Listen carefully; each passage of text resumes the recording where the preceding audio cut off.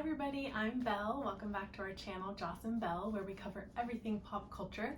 Today I'm talking all about rom-coms. Romantic comedy is a genre that often gets a lot of hate, and I get it for good reason. There's a lot of cheesy ones out there, and kind of similar to action movies or any kind of genre film like that, we already know the ending going into it. Usually they end up happily ever after. We usually know the formula. Boy meets girl, there's some trouble in the middle, and then they have happily ever after. But I think having a basic formula like that still leaves a lot of room for creativity in the way they get to that happily ever after. And let's be real, a lot of the hate directed towards romantic comedies is simple misogyny and sexism.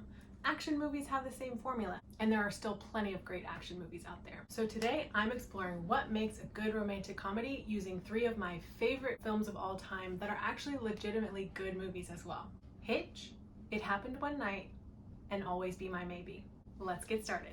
The first key component of a good romantic comedy is the setting. Now, I might be a little biased, but movies that take place in New York are always better. But you see plenty of good romantic comedies that take place in any big city, Los Angeles, Paris, Rome, of course, New York. But what makes the setting of a good romantic comedy stand out is the care that the filmmaker gives the setting. The setting has to be a living, breathing character in the story. The filmmaker should give just as much attention to the setting as they do to the 2 main characters. The Netflix movie Always Be My Maybe takes place primarily in San Francisco. Through the beginning of the movie, you see the characters growing up in San Francisco, and it's very personal. Obviously, the setting helps us learn more about each character, where they come from, their background, what motivates them, but you can tell the filmmaker loves San Francisco through the cinematography, just the time spent seeing the city that the story takes place in. Of course, there are tons of romantic comedies that take place in New York. What makes Hitch unique is that it happens entirely downtown. Movies like An Affair to Remember happen midtown and uptown. Shows that I grew up watching like Gossip Girl and Sex and the City, those all happen uptown. Using exclusively downtown locations in Hitch, it makes this huge city full of millions of people feel much more intimate, and it allows these 2 characters to come together. And that was certainly intentional. Of course, the most important thing about setting is that it pushes the 2 characters together through mishaps, chance, circumstance, and that couldn't be more obvious than in It Happened One Night. The story takes place mostly on the road, on a bus trip, hitchhiking, at roadside motels. And though it isn't as glamorous as your big cities that most romantic comedies take place in, it's definitely pushing our characters together in hilarious ways. Another really important component of a good romantic comedy is the music. The soundtrack or the score, or both in combination, really set the scene for both the comedy aspect and the romantic aspect.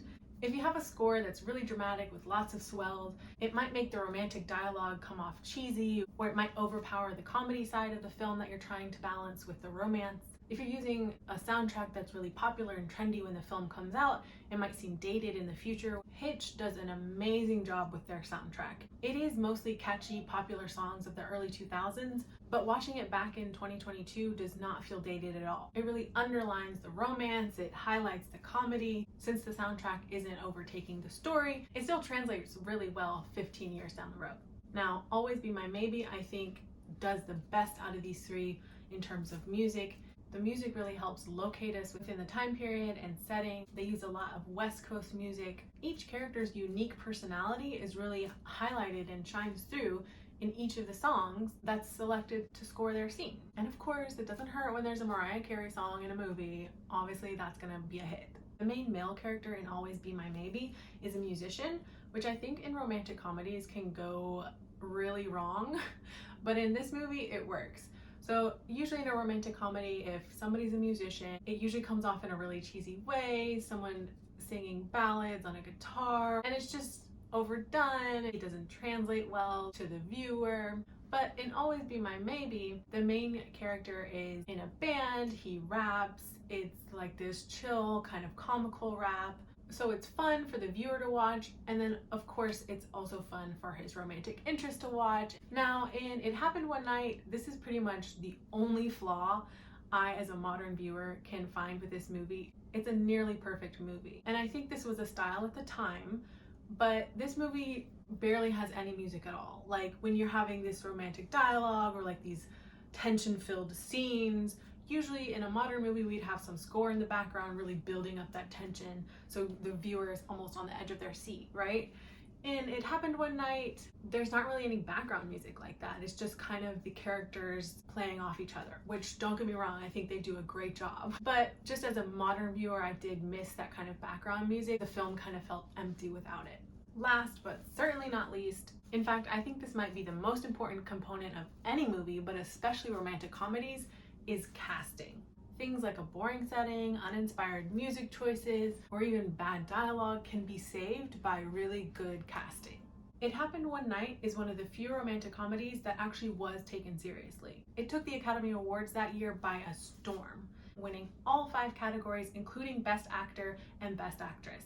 The leading actress was Claudette Colbert.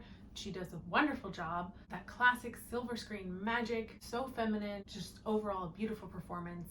And of course, starring opposite Clark Gable, how could it not be a match made in heaven? Clark Gable was so dreamy. He did an amazing job. Their chemistry was on fire. I'm telling you, if you're a romantic comedy skeptic, you should watch It Happened One Night. If you're an old black and white film skeptic, you should watch It Happened One Night. It's that good. In Hitch, we have Will Smith and Eva Mendes, who of course are both totally gorgeous. And Will Smith, as we know, has proven his acting chops. He does great in this movie. He's really funny. He's really smooth. And what stood out to me about Eva Mendes was all her micro face expressions, like a lifted eyebrow, a little smirk. She was so good. Conveyed all the silent body language communication that happens in a relationship.